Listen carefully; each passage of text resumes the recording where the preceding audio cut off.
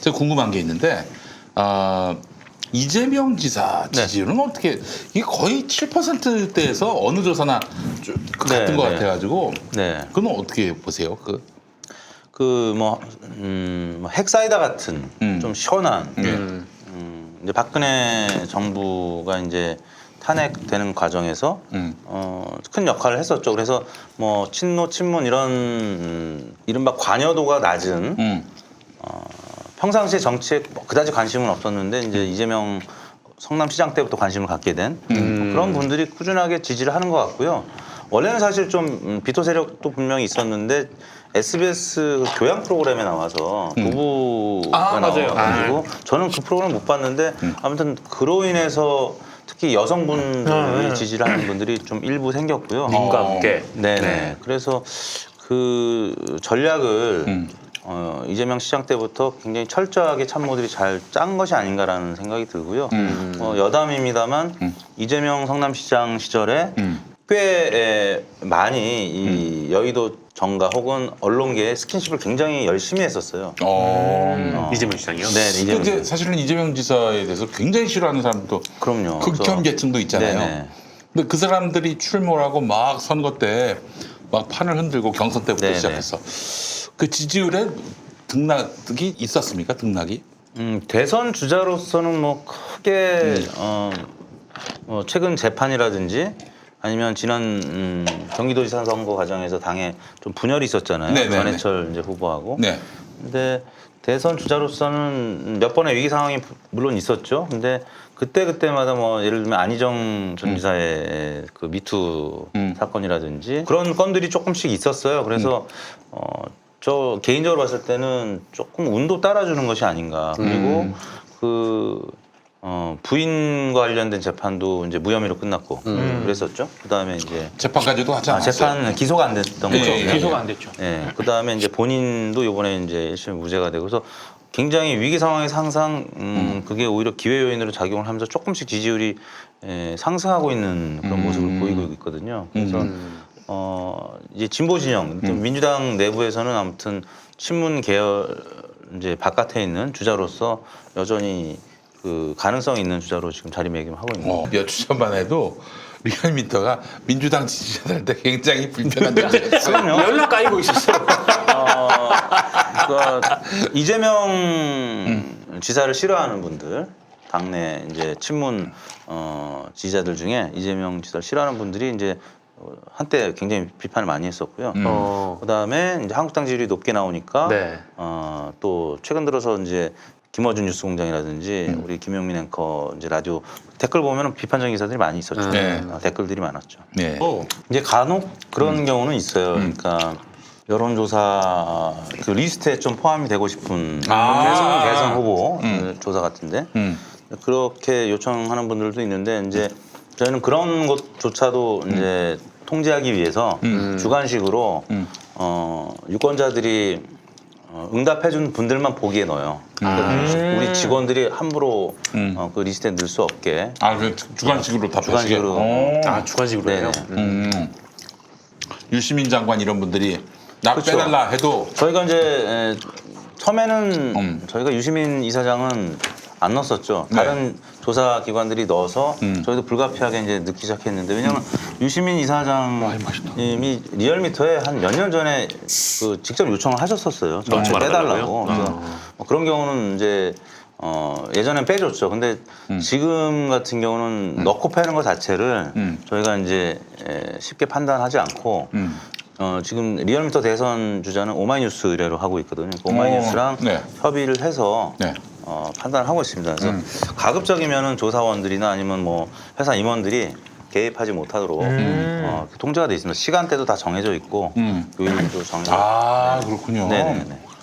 그러니까 어떻게든 일말의 어떤 그런 공정성 시비가 벌어지기 위해서. 문항도 대통령 지지도도 2005년 노무현 전 대통령부터 리얼미터가 이제 창업이 돼서 됐는데 그냥 그때나 지금이나 동일한 문항으로 동일한 시간대 동일한 문항으로 항상 이제 하기 때문에 사람의 손을 탈 수가 없고 만약에 사람 손 타고 뭐 특정 조사원이나 뭐 임원이 개입을 했다라고 하면 우리 리얼미터라는 회사가 무슨 그 종교 단체도 아니고 퇴사한 다음에 그 내부 고발할 사람이 없겠습니까? 함부로 어떻게 그걸 조작을 그렇죠. 하겠습니까? 아유, 그 사람이 나가서 고발이 아니라 하여튼 뭐 폭로하는 순간에는 이거 그럼요. 진짜 회사의 근간이 흔들리는 그럼요. 건데. 네. 그렇기 때문에 그거는 이제 어렵고요. 그렇게 요청하는 정치인들은 사실상 이제 거의 없어졌다고 보면 됩니다. 근데 의외로 그 주관식 조사할 때 뭐 안희정 전 지사라든지 또 허경영 씨 같은 분들이 있어요? 제법 나와요. 그러니까 저희가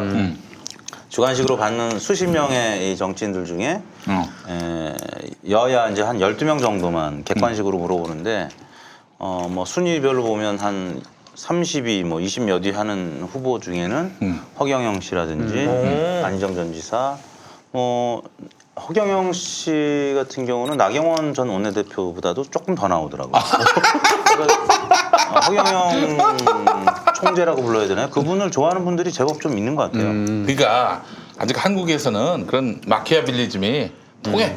박정희의 그 잔상이지 만만히. 그러면은 이 주관식으로 대선 주자를 네, 1차로 하는 거잖아요. 물어보고. 네.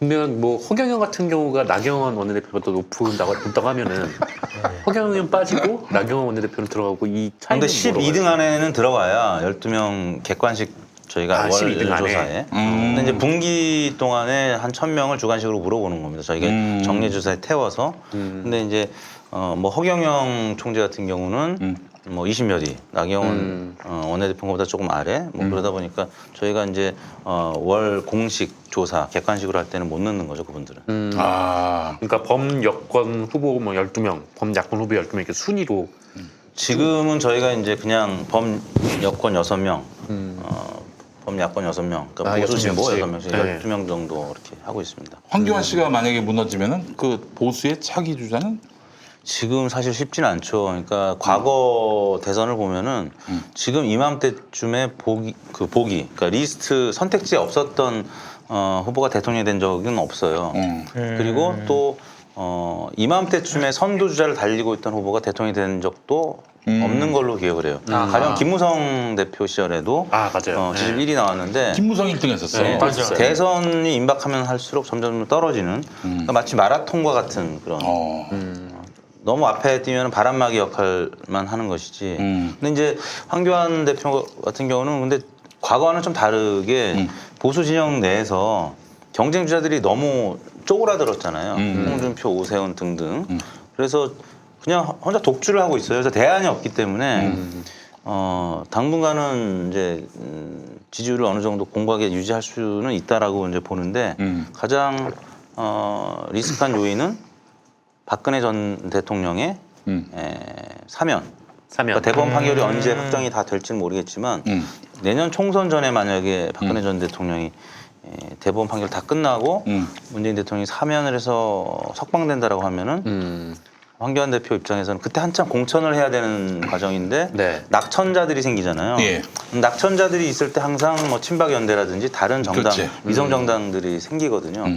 그럼 박근혜 전 대통령 사진을 서로 이제 활용을 할 거란 말이에요. 그러면 보수가 분열될 가능성이 이제 큰 거죠. 그게 저는 황교안 대표의 가장 큰 위기 요인이 될 가능성이 있다고 봅니다. 알겠습니다. 일간 조사를 하는 데가 사실은 월화수목 하는데 저희밖에 없어요. 그렇지. 갤럽도 화수목해서 1000명밖에 안 해요. 화 333, 수 333, 금 334 목요일 날. 그래서 이제 금요일 날 아침 10시에 그 주간 단위 조사가 나오잖아요. 근데 이제 월요일이라든지 금요일 날 그 여론의 수입 이제 변화는 못 잡아내는 거죠, 갤럽. RN서치는 월화 조사에서 수요일 날 발표해요. 그러니까 정리로 발표하는 데가 이제 이렇게 한 3군데 정도 되는 것 같아요. 근데 리얼미터는 거의 매일 또 하루에 500명씩 해서 일간 수치까지 발표하거든요. 그러니까 일간 수치까지 뭐 미세하게 변동되는 걸 보도하다 보니까 이제 변동하는 것들이 잘 잡힙니다, 아주. 근데 저희만 그렇게 하다 보니까 리얼미터 조사는 왜 이렇게 출렁거려? 그러는 거죠. 다른 데가 조사 안 해서 그래요. 다른 데도 조사 똑같이 하면 다 출렁거립니다. 그러니까 이제 믿고 싶지 않은 분들이 계속 이렇게 모함을 하고 이제 음모론을 제기하는 거죠.